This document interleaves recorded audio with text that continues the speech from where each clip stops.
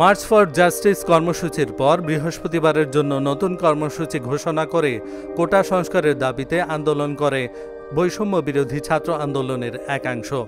এই দিনের কর্মসূচির নাম দেওয়া হয়েছে রিমেম্বারিং আওয়ার হিরোজ।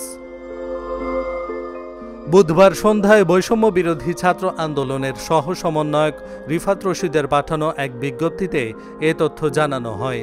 এতে বলা হয়, এমন ভয়ানক অন্ধকার পরিস্থিতিতে সারা দেশের ছাত্র জনতার উপর গণহত্যা, গণগ্রেপ্তার, হামলা, মামলা, গুম, খুন ও শিক্ষকদের ওপর ন্যাক্কারজনক হামলার প্রতিবাদে জাতিসংঘ কর্তৃক তদন্তপূর্বক বিচারের দাবিতে এবং ছাত্র সমাজের ৯ দফা দাবি আদায়ের লক্ষ্যে বৃহস্পতিবার বৈষম্য বিরোধী ছাত্র আন্দোলন রিমেম্বারিং আওয়ার হিরোজ কর্মসূচি ঘোষণা করে।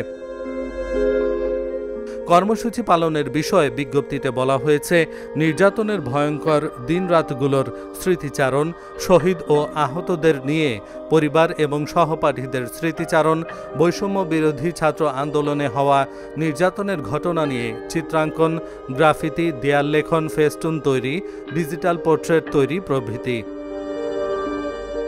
সাবেক ছাত্রলীগ নেতাদের তোপের মুখে পড়েন আওয়ামী লীগের সাধারণ সম্পাদক ওবায়দুল কাদের।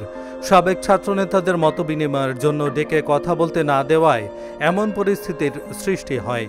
এ সময় সাবেক ছাত্রনেতাদের কেউ কেউ ভুয়া ভুয়া বলেও স্লোগান দেন।